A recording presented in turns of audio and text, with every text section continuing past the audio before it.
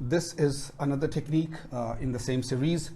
You know, the words sonic and acoustic in science and physics mean the same thing, something related to sound, right? So if there are more than one techniques related to sound, they can use different names.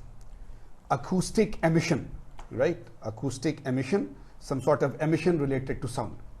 The principle: almost all materials will emit high frequency sound, which are called acoustic emissions, when stressed, deformed, or undergoing structural changes, such as the formation or growth of a crack or defect. These emissions can now be detected and provide an indication of dynamic change within the material. Now, this is, you see, very normal with all materials. If somebody hits you, you suddenly say, "Oh," right? So when you are stressed, then a sound comes out. You hit on the table, you hear the sound, right? You do this, you hear the sound. So whenever a material is stressed, it will cry out. So in reality, when we are deforming a material, when we are applying a force on the material and so on, and the shape of the material is changing, or there is a flaw or a crack which is growing, we are pulling the tensile piece in a tension test, and it is pulling and pulling until it cracks. So all the time when this change or this deformation is happening, it is sending out high frequency sound waves which we can't hear, but the machines can relate to that, right? The advantage is that the entire structure can be monitored with near instantaneous, immediate detection and response. So continuous surveillance is possible, right? In the real field, there is a whole area called condition monitoring, that we see that this machine over several weeks, over several months, over the year, how is it behaving and so on, right? And defects which are inaccessible to other methods can be detected. Limitations: only growing or active flaws can be detected. This is major, that if there is a flaw, it does not detect it. If the flaw is growing, there was a flaw, but when we put that same piece in a tensile test and the flaw size, the size of the crack starts to grow, then it will start sending these acoustic things. So only a flaw will not be detected, but if a change occurs in the flaw, then it will be detected. So this is a limitation. Material wise, virtually unlimited, any type of material. Geometrical limitations: requires continuous sound transmitting path between the source and the detector.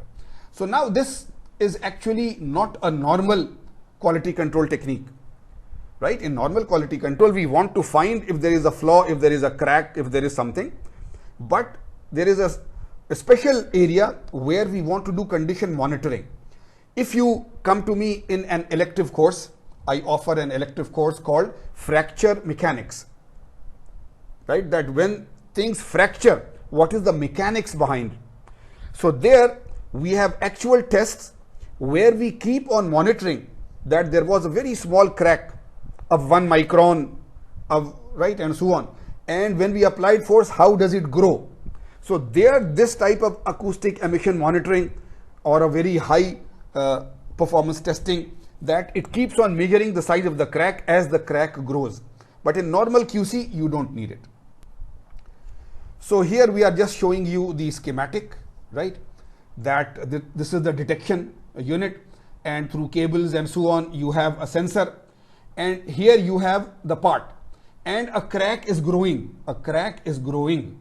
So when the crack is growing, it sends the signals back, and those signals are detected, and you can do the measurements. Acoustic impact,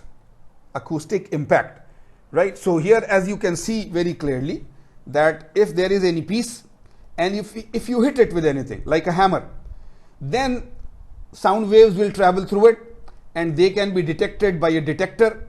And if there is a crack, then there will be a sort of a pause or a difference in the sound waves that it does this. Now this, so because we have to hit the material, so it is called impact, right? For example, I'm making that sound on the table, impact, right? If you go to medical doctors, you have some a bone injury, this, that, and so on. So later on they will take your X-ray and so forth, but sometimes they tap. They just tap on your bones and they can see the response and so forth, right? So this tapping or this small impact is a major technique.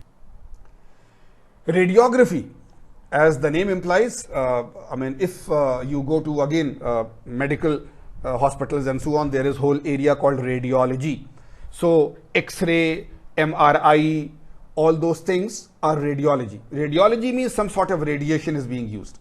So in testing here, non-destructive examination also, if some sort of radiation is there, so the principle, some form of radiation, X-ray, gamma ray, neutron beam, whatever, is passed through the sample and is differentially absorbed depending on the thickness, type of material and so on, and especially the flaws or defects. Advantages, it probes the internal regions of a material, right? So defects which are inside, which are not on the surface only, and provides a permanent record also, and can be used to determine thickness and so forth, right? One thing is that we are using radiography, we send say X-rays and they go inside the material, and wherever there is a crack, they tell us that here there is a crack. But we want to find the thickness of a certain piece. Rather than measuring by vernier calipers and so on, we can send this beam, and when it reaches the other side, it will come back and tell us the thickness. We have done this thickness measurement very much in our experiments and projects that we, for example, for PDO and shell and so on, we use very big pipes. Near the end of the pipe, you can measure the thickness. Near the end of the other end of the pipe, you can measure the thickness. But 1 meter inside the pipe, how do you measure the thickness? 2 meters along the length, how do you measure the thickness? So we put this thickness measurement device there, and then we measure it. Of course, you have to clean up the surface. You have to put some gel, and then you have to apply it. So those things are there, right? What are the limitations? Most costly of the NDE methods, because it is expensive, right? There has to be an X-ray source and there has to be a radiation system. Then the radiation is dangerous. If there is large X-rays, then they can be dangerous and so on. So, right, and then very trained users can be there. So read through these. Material limitations, most engineering materials can be done, no problem.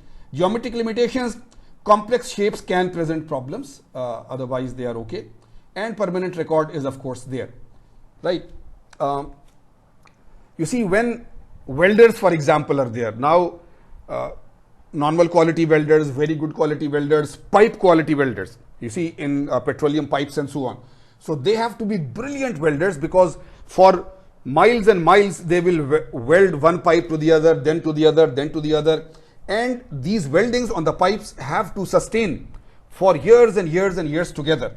So there should be no defect, right? So these welders are called X-ray quality welders, because when they come, then we give them a test that, okay, take this piece and weld it. And then we apply this X-ray technique and see all the way inside the weld that there is no defect anywhere inside. So it is used for welder qualification also. And when the cost can allow it, then we use it, of course, right? It is very costly. Trained users, inspectors are to be there, but it has greater